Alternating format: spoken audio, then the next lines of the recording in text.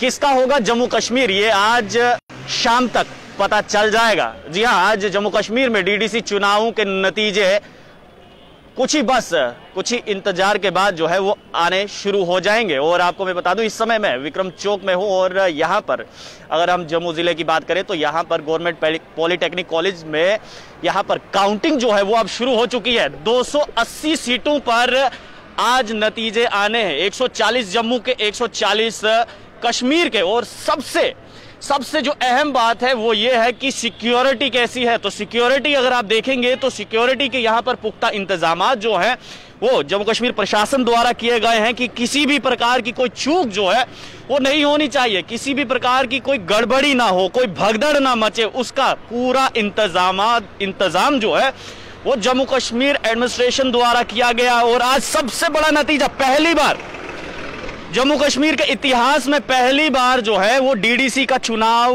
हुआ। और अगर इलेक्शन कमीशन की हम बात करें, जम्मू कश्मीर के ऊपर राज्यपाल की हम बात करें, तो सबका कहना था कि लोगों ने दिल खोलकर वोट दिए हैं और आज उन्हीं का नतीजा सामने आने वाला है। यानी कि आज डीडीसी चुनावों का रिजल्ट जो वो आने वाला है। और आपको मैं बता दूं कि यहां पर देखिए, यहां पर अगर कोई भी यहां से अंदर जाने की कोशिश करेगा उसको यहां पर पहले तो सिक्योरिटी चेक करवाना पड़ेगा, उसके बाद जो है उसको एंट्री जो है वो अंदर मिलेगी, और सबसे अहम बात मैं अब आपको ये बता दूं कि मुकाबला किस किस के बीच में है। मुकाबला Bharatiya Janata party versus people alliance for Gupkar declaration. क्योंकि केंद्र से जितने भी मंत्री आए, चाहे वो अनुराग ठाकुर हो, चाहे वो तरुण चुग हो, चाहे वो स्मृति ईरानी हो, और भी बड़े बड़े नेता जो भारतीय जनता पार्टी ने केंद्र से जम्मू कश्मीर में भेजे शाहनवाज प्रचार करने के लिए, तो जमकर भारतीय जनता पार्टी जो है वो गुपकार पर बरसी है। यानी कि people declaration for Gupkar alliance, इस पर बरसी है। भारतीय जनता पार्टी ने अपने हर एक भाषण में कहा कि इस गुपकार गैंग ने जम्मू कश्मीर को पिछले 70 सालों में नोच खाया है। तो वहीं अगर हम people alliance for Gupkar declaration की बात करें तो उन्होंने कहा कि भारतीय जनता पार्टी ने जम्मू कश्मीर से सब कुछ छीन लिया, तरक्की के नाम पर धारा 370-35 से हटाई, लेकिन जम्मू कश्मीर में अभी तक तरक्की देखने को नहीं मिली। तो भारतीय जनता पार्टी का मुकाबला सीधा people alliance for Gupkar declaration से है। लेकिन इसी बीच Panthers party, Jammu Kashmir national Panthers party, अगर हम जम्मू रीजन की बात करें तो वो भी रेस में है, ऐसा नहीं है कि कोई रेस में नहीं है। आज तय होगा कि किस पार्टी को कितना मतदान जो है वो मिलेगा और जम्मू कश्मीर की जनता किसके सिर पर आज ताज पहनाने वाली है। क्योंकि देखिए, ये भारतीय जनता पार्टी के लिए और भी जरूरी चुनाव था। क्योंकि अगर हैदराबाद की हम बात करें तो हैदराबाद में जब म्युनिसिपल कॉर्पोरेशन के चुनाव हुए थे, हमने वहां पर जेपी नड्डा को देखा, राष्ट्रीय अध्यक्ष भारतीय जनता पार्टी के योगी आदित्यनाथ, मुख्यमंत्री हैं उत्तर प्रदेश के, और अंत में वहां पर अमित शाह यानी कि गृह मंत्री तक वहां पर प्रचार के लिए गए थे। और वहां पर देखा कि अच्छी खासी सीट जो है वो म्युनिसिपल कॉर्पोरेशन में भारतीय जनता पार्टी ने ली। हालांकि विपक्ष ने कहा कि ये घरेलू चुनाव था, गली का चुनाव था, तो यहाँ पर गृह मंत्री क्या करने आए थे। लेकिन भारतीय जनता पार्टी कह रही है कि हम हर एक चुनाव को सीरियसली लेते हैं। और यही बात कल जम्मू कश्मीर भारतीय जनता पार्टी के उप प्रधान युद्धवीर सेठी ने भी कही थी कि हम हर चुनाव को सीरियसली लेते हैं। और अगर विपक्ष अपने मंत्रियों को, अपने नेताओं को नहीं ला सकता तो इसमें हमारी कोई गलती नहीं। और साथ ही साथ उन्होंने यह भी कहा था कि आपने देखा होगा कि एनसी के पोस्टर से फारूक अब्दुल्ला गायब थे, उमर अब्दुल्ला गायब थे।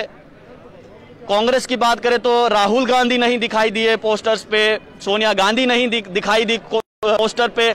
लेकिन ऐसा भारतीय जनता पार्टी में नहीं है, ये युद्धवीर सेठी का कहना था। और साथ ही साथ युद्धवीर सेठी ने एक और बात भी कही थी कि प्रचंड बहुमत लेकर वो ये चुनाव जीतने वाले हैं, ज्यादा से ज्यादा चेयरमैन और वाइस चेयरमैन बनाने वाले हैं। बहरहाल वो आज शाम तक पता चल जाएगा कि किसकी झोली में कितनी सीटें गई हैं और जनता ने किसके प्रति अपना प्यार दिखाया है। और सबसे अहम सवाल यह है कि क्या भारतीय जनता पार्टी के वो केंद्र मंत्री जितने भी जम्मू कश्मीर के दौरे पर थे चुनाव में प्रचार करने के लिए, क्या उनकी बातों से जम्मू कश्मीर की जनता प्रभावित हुई है या फिर नहीं? अगर प्रभावित हुई है तो वो आज दिख जाएगा, अगर नहीं है तो भी दिख जाएगा। और दूसरी तरफ people alliance for Gupkar declaration जो ये कह रहा है कि 370-35 से हटने के बाद भारतीय जनता पार्टी ने जम्मू कश्मीर से सब कुछ छीन लिया है। अब देखना यह है कि उनकी बातों का कितना असर हुआ है जनता पे, क्योंकि दिल खोलकर मतदान किया है इस बार जम्मू कश्मीर की जनता ने डीडीसी चुनाव में, चाहे वो जम्मू हो चाहे वो कश्मीर हो। 280 सीटों पर आज नतीजे आने वाले हैं, यानी कि वो 280 कैंडिडेट जो हैं जो जीतेंगे आज उनके लिए तो बहुत ही खुशी का दिन है, लेकिन जो हार जाएंगे उनके लिए गम का माहौल है। और देखना यह है कि इसमें सबसे अहम बात यह होगी, क्योंकि आपको याद होगा जब हम परमंडल गए थे तो वहां पर एक इंडिपेंडेंट कैंडिडेट जो है वो खड़े थे। पहले भारतीय जनता पार्टी में थे लेकिन टिकट नहीं मिली तो इंडिपेंडेंट खड़े हो गए। तो ऐसे बहुत सारे बागी इंडिपेंडेंट कैंडिडेट हैं जो पहले किसी ना किसी पार्टी में थे, टिकट ना मिलने की वजह से वो इंडिपेंडेंट खड़े हो गए। तो ये जितनी भी यहाँ की राजनीतिक पार्टियां हैं जम्मू कश्मीर की, अगर मैं बात करूं तो ये उनके लिए एक दिक्कत जो है, इंडिपेंडेंट खड़े कर सकते हैं।